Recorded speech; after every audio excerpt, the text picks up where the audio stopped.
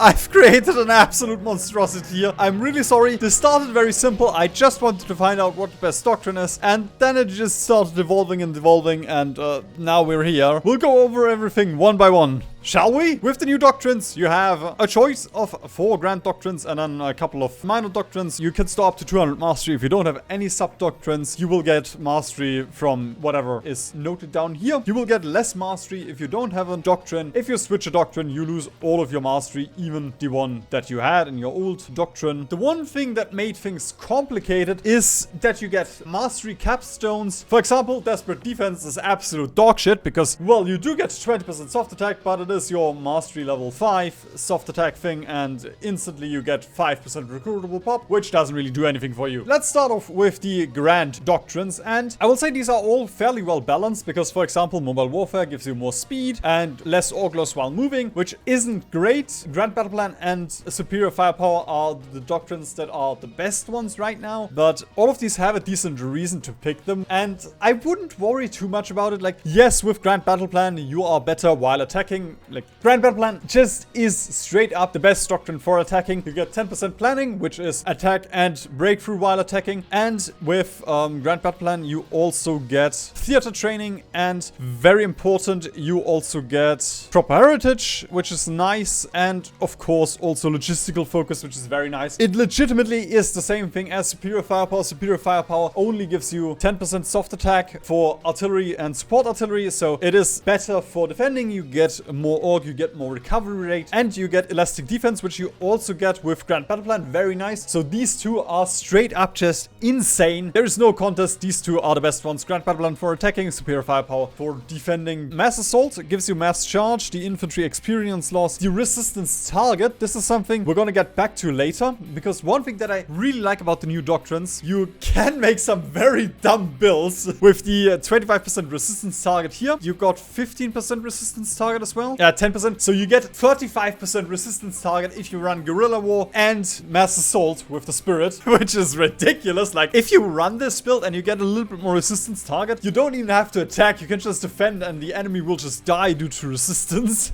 Mass assault also gives you mass charge, which is very nice. Like, especially if you combine this with tanks, that could be very nice. Just getting the additional combat width and then also the additional combat damage. And you also get the HP here. So mass assault is efficient for reducing your damage. You're more interested in the spirits in a way. With mobile warfare, you can get very cheap tanks. Like, the minus 10% light tank cost is very nice. If it were up to me, I would honestly say pick whatever you have an advisor for. Just getting the additional 15% mastery is very nice. Then you can also use it as a little bit of an RP thing, which is very nice because in the old system, there was no reason for you to ever pick mobile warfare. Grand battle plan did the same thing that mobile warfare did, just better. The only difference is with grand battle plan, you need the planning bonus. With mobile warfare, you can put in more tanks and then mobile warfare will be better, but it was more expensive. So there really wasn't a good reason to pick mobile warfare. But with this, you actually have a reason to pick pretty much everything if you build your army around it. And that is one thing very important. Like,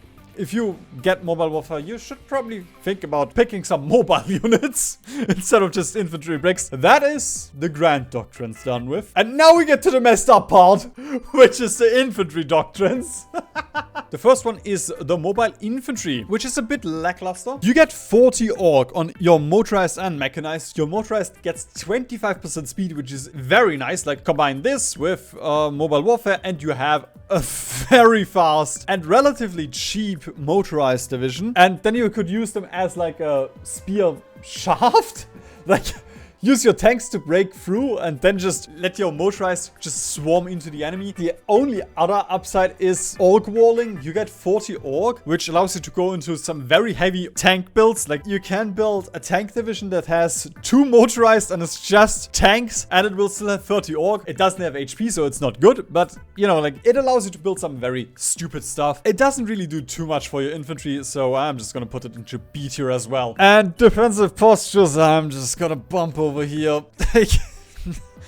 What can I say about this thing? It doesn't do anything. The only thing it does, it gives you a 40% entrenchment modifier, which if you have a lot of entrenchment, for example, China gets like 10 from their focus tree, and if you get a lot of this, it is nice. The only downside is as soon as you move one tile, it's all gone. And what are you left with? 10% soft attack. Okay, cool. Let's just look at large unit tactics. 20% soft attack. That's already countered this one. And we haven't even talked about the good stuff for large unit tactics yet.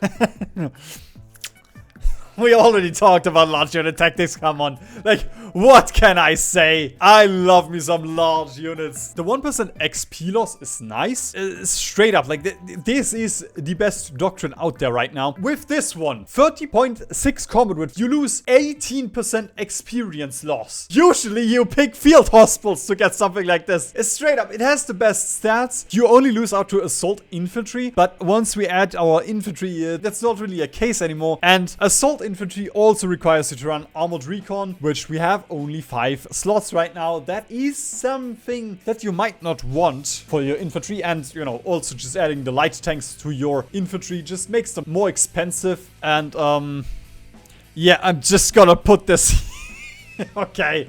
I have to be fair. It's not an F tier. There we go. It's kind of F tier because it just does everything that large unit tactics does, except it's worse at it. You can see assault infantry obviously beats large unit tactics, but once we make them 30.6 width, which yes, they are 0.6 width higher and they cost 117 more IC, but once we do that, they just beat the assault infantry and they have the XP loss. Assault infantry, the only good thing that assault infantry does is it buffs your mechanized if you're running armored recon. Otherwise, it's just worse than large unit tactics, and that's just the problem here, which is why I want to put it into F, not really tier. It is better than the defensive postures, but there is a reason for you to pick defensive postures. There is not a reason for you to pick assault infantry. I personally would still pick mobile infantry if you want to run motorized mechanized, because you get 40 orc, you get 25% speed. I like the idea of it being the more expensive version of large unit tactics, but it just doesn't have the numbers yet. Then with mounted infantry, we get to something very curious. Very curious indeed. It is almost as good as the other ones with the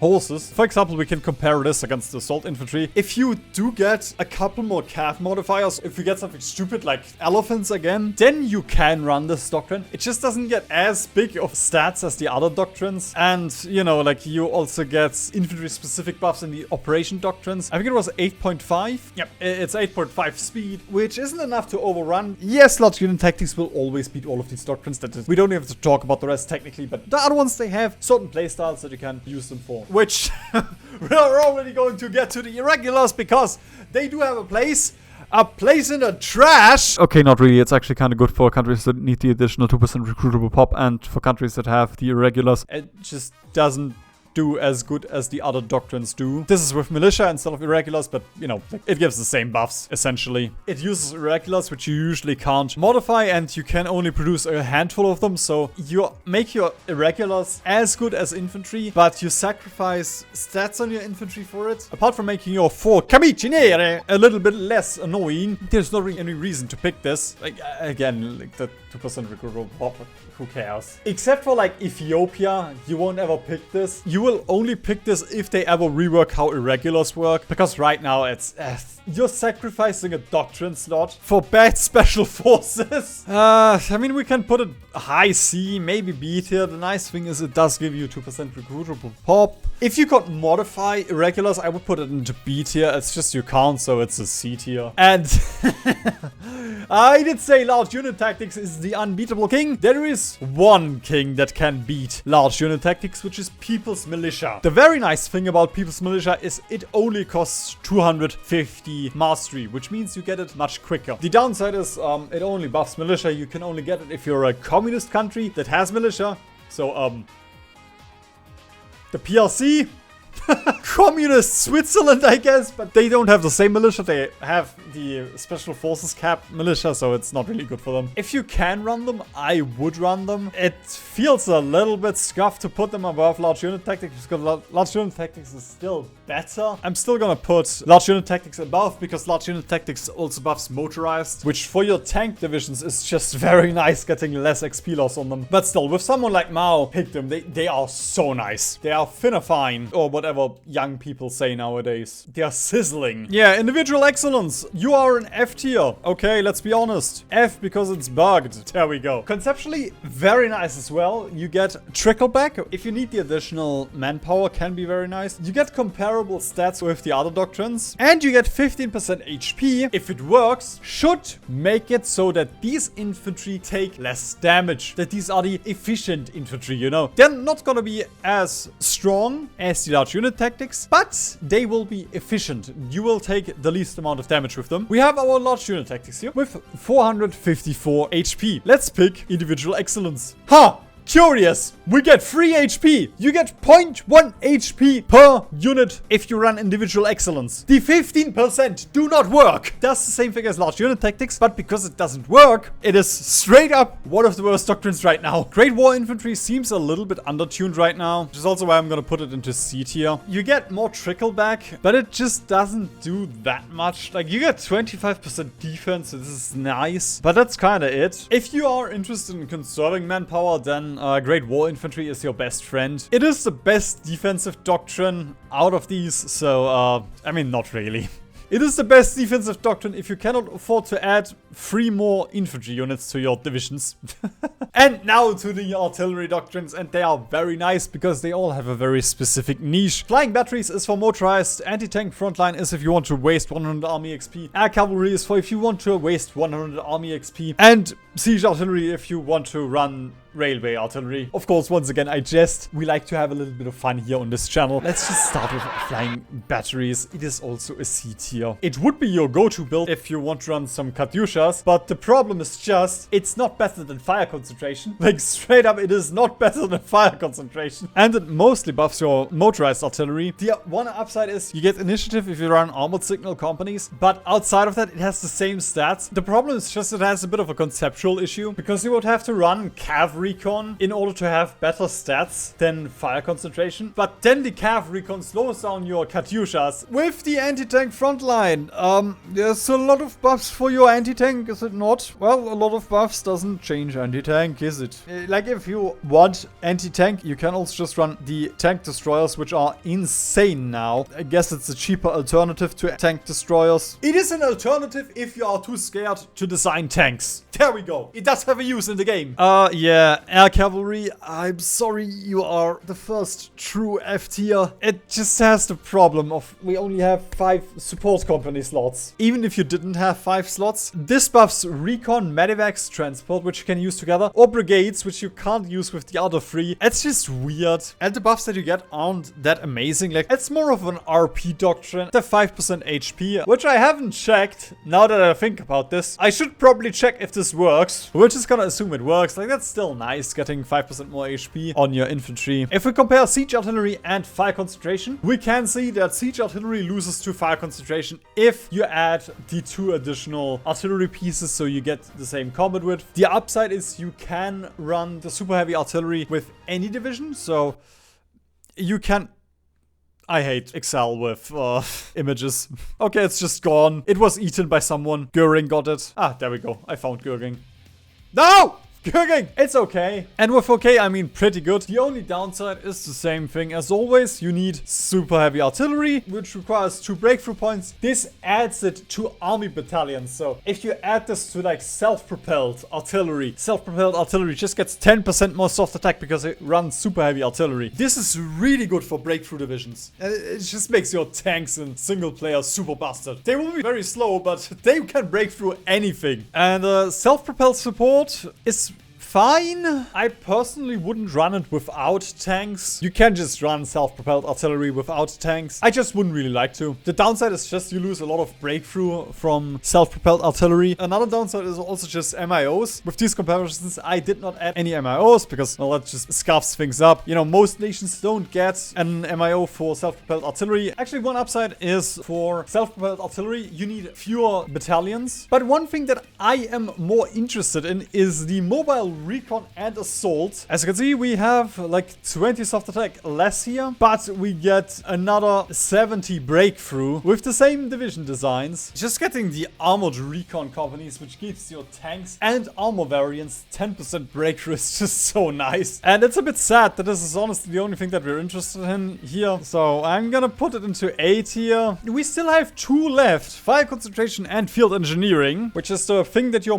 probably most interested in. I'm just gonna put fire concentration into B tier. Like, it's fine. You have less breakthrough than with a proper tank division, but those stats are okay. It's just like one thing to keep in mind. Again, this is 1941 tech, so your artillery only gets, like, what was it, 3 soft attack? 4 soft attack, but the infantry gun gets a whole 3 soft attack, so this is a 30% boost. And with the artillery, it's like a 7% boost for soft attack. It's gonna scale worse, and that's the main reason why I probably won't ever run fire concentration. It's fine now. Tanks are just better. It's still suffering from a lack of breakthrough and being very supply hungry. I wouldn't call it shit anymore for single player, especially because this one does not have any of the special forces doctrines. So if you add rangers, you also get another 20% soft attack here and another 15% breakthrough and 15% defense. So these stats will actually be better. It's just you make your special forces weaker. If you want to run artillery, you have my blessing.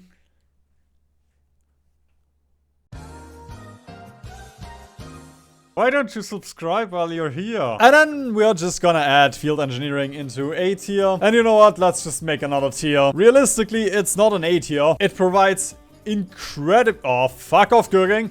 Don't you dare. It provides very marginal increases in stats. The only upside is this will always give you buffs. The buffs are incredibly marginal, but it's at least always online. Paradox did say they changed reliability, or how reliability works. You suffer reliability while moving, which I haven't verified, but apparently like that is something that they said happens now. So running like 80% reliability tanks might be a necessity. So the maintenance companies could also help a little bit there. With that, we come to the tanks. The only 2 tech doctrines, if you are not interested in tanks, are armored infantry, giving you 5% breakthrough, and armored cavalry, buffing your motorized and mechanized, I guess. So if you're not interested in tanks, you can click off the... No.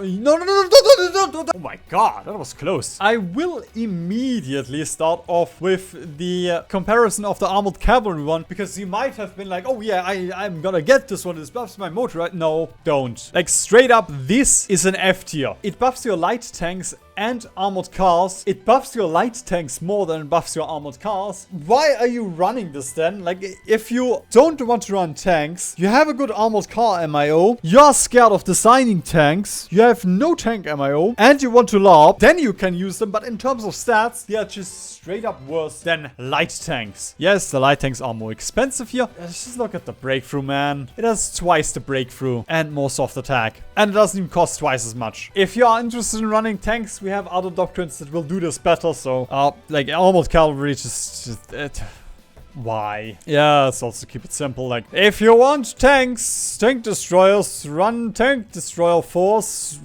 Subscribe for more useful Hearts of Iron tips on this EU5 channel. I'm just gonna compare streamlined deployment and mobile defense, because they kind of do the same thing. Streamlined deployment is technically for cheaper tanks, because it gives you 5% reliability and less supply use, and you don't get as much orc from it. The nice thing is it gives you soft attack and breakthrough immediately, whereas mobile defense gives you, I guess, defense. And the upside of streamlined deployment is it buffs all of your tanks equally and also your armor variants. So if you run a lot of different stuff, I guess it's good. Whereas mobile defense only buffs mainly your medium and light tanks as well as mechanized. And it has a slight advantage for defending because of the entrenchment bonus and the defense bonus. So it's yeah, honestly, if you want to run either of them, Sure, go ahead. That's just not as great as armored infantry support. Yeah, it's a C tier. It's definitely a C tier.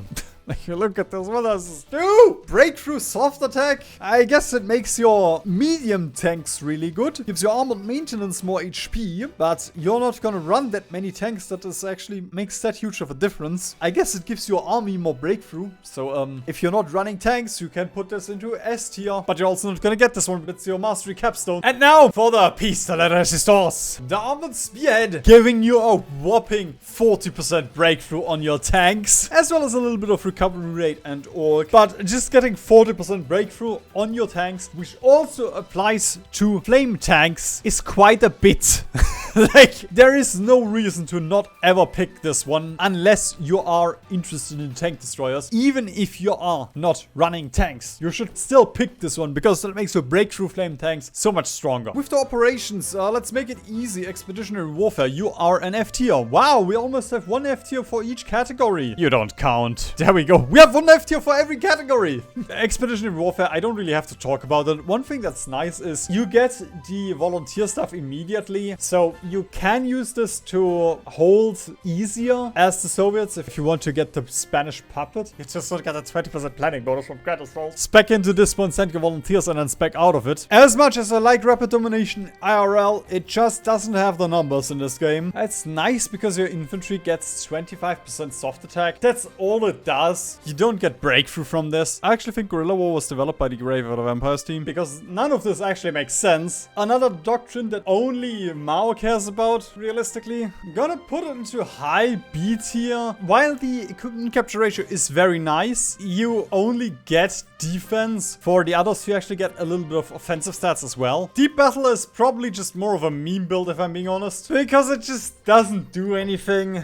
You get 10% reinforce rate, very nice. You get 30% orc loss when moving, which is very nice because if you stack this one plus the mobile warfare, plus mobile warfare also gets the spirit, and then if you get another modifier like Finland, you get like minus 75% orc loss while moving. I used some tanks as Finland in the winter and they were recovering orc while moving in the winter. Yes, they sacrificed other stats, but it was very funny to see that. Haha. I wouldn't pick it outside of stuff like this though. Oh yeah, I was baiting you guys with watching the video for Desperate Defense. It's bad. It's a C tier. Like, what does this do? You get 5% recruitable pop. Okay, that's nice if you need it. You get 10% defense. Okay. Non-combat out of supply is useless. Supply grace is useless. Damage to enemy garrisons is useless. 10% entrenchment is useless because you don't get that much flat entrenchment anymore, so you can't really benefit from this. So you get 20% soft attack as your mastery capstone. These two doctrines do the same thing, but better. Admittedly, yes, while defending, Desperate Defense has the highest soft attack and will deal the most damage. But I don't like it.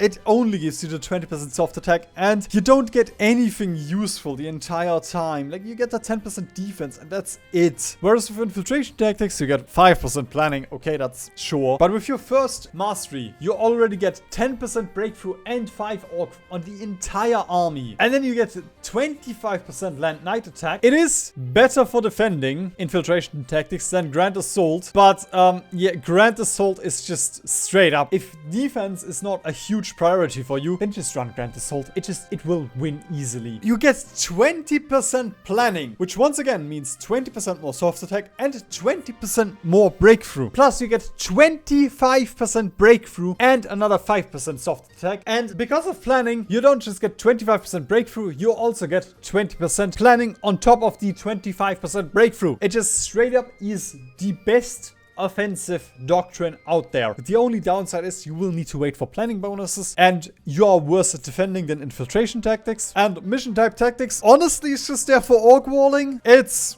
good if you need to defend and you need the orc and you're not interested in dealing damage, or you care about the 0.02 command power gain. And there you have it, the tier list that is undeniably true and correct, and you cannot deny me, otherwise you are mean and you're a meanie. And if you enjoyed this video, why don't you watch my faction guide?